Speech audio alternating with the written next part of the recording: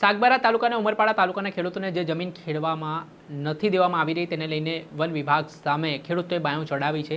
સાંસદ મનસુખ વસાવાએ ગાંધીનગર સુધી આ મામલો પહોંચાડ્યો છે ને અને આજે ધારાસભ્ય ચૈતર વસાવાના પત્ની શકુંતલા વસાવાના ગુજરાત હાઈકોર્ટમાં જામીન મામલે સુનાવણી હતી ને આ વચ્ચે સાંસદ મનસુખ વસાવા શું કહી રહ્યા છે ચૈતર વસાવાને લઈ વિગતે વાત કરીએ।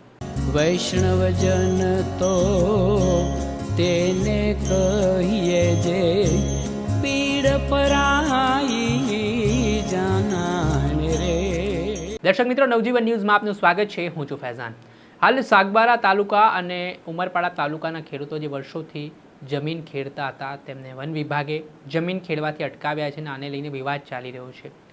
આ તાલુકાઓના લોકો છે, ગામના લોકો છે તે રોષે ભરાયા છે અને આદિવાસી ખેડૂતો હવે લડી લેવાના મૂડમાં પણ દેખાઈ રહ્યા છે। આને લઈને સાંસદ મનસુખ વસાવા દ્વારા ગાંધીનગરમાં વન પર્યાવરણ મંત્રી સાથે બેઠક કરી હતી ને આ બેઠક દરમિયાન જે ખેડૂતોની રજૂઆત છે તે મુજબની કાર્યવાહી થાય ને તેમને જમીન ખેડવા માટે મંજૂરી આપવામાં આવે તેવી માંગ સાંસદ દ્વારા કરવામાં આવી હતી। સાથે જ તેમણે ધારાસભ્ય ચૈતર વસાવાને લઈને પણ નિવેદન આપ્યું અને કહ્યું કે એક વ્યક્તિએ ગુનો કર્યો છે એની સજા બધા લોકો શું કામ ભોગવે। જમીન ખેડવાને લઈને વિવાદ થયો હતો જેમાં વનકર્મીને ધારાસભ્ય ચૈતર વસાવાએ માર્યો હોય તેવા આક્ષેપો સાંસદ મનસુખ વસાવાએ લગાવ્યા હતા ને આજે ખેડૂતોને આજે જમીન ખેડવા મુદ્દે આખો જે વિવાદ ચાલી રહ્યો છે ને આજે અણબનાવ થઈ રહ્યા છે તેને લઈને સાંસદ મનસુખ વસાવાએ કહ્યું કે બધા લોકો આમાં ગુનેગાર નથી, દોષિત નથી, પણ એક વ્યક્તિની સજા બધા શું કામ ભોગવે તેવી વાત કરતા શું કહી રહ્યા છે મનસુખ વસાવા તેમને સાંભળો। મનસુખભાઈ વસાવાના કારણે આ પ્રશ્નનો ઉકેલ લાવવા માંગતો હતો એ પ્રશ્ન આ ગયા વર્ષનો આપતો પ્રશ્ન છે અને ગયા ઘટના જે મારે ઊંડાણમાં જવું નથી, તમે માહિતી જે ઘટના ઘટી હતી એ ઘટના એવી ગંભીર પ્રકારની ઘટના હતી। હવે એક જણાએ ગુનો કર્યો, બધાએ તો ગુનો નથી કર્યો અને આજે પણ એ વાત કરી કે જે પણ કોઈ ઘટના ઘટી છે 2 વર્ષ પહેલા એ જે ગુનેગાર હતી એની સામે કાર્યવાહી છે, બધા ખેડૂતો સાથે નહીં થવી જોઈએ। એટલે આમાં ધારાસભ્ય ચૈતર વસાવા સાથે ક્યાંની સાથે કોઈ નિસ્બત નથી।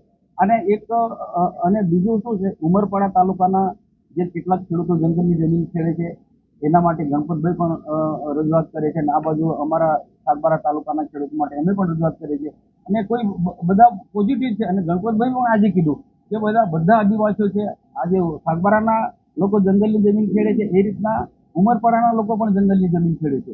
તો આ બધા માટે એક સરખો નિર્ણય આવવો જોઈએ અને ન્યાય બધાની સાથે મળવો જોઈએ એ રીતના બધા પોઝિટિવ છે। પણ કેટલાક ફોરેસ્ટના જે કાયદા કેટલાક એવા છે અને સ્થાનિક ગ્રામ પંચાયતોનો પણ અભિપ્રાય જે વન સમિતિ કહેવાય એનો અભિપ્રાય પણ મેન આધાર છે। પણ એ કોઈ વ્યક્તિના કારણે કે ચૈતરભાઈના કારણે કે કોઈ સંગઠનના કારણે લઈને આ રીતના જંગલની જમીન જે ખેડે છે એના પર બ્રેક મારી છે એવું નથી। જી હા, આપણે સાંભળ્યા હતા સાંસદ મનસુખ વસાવા।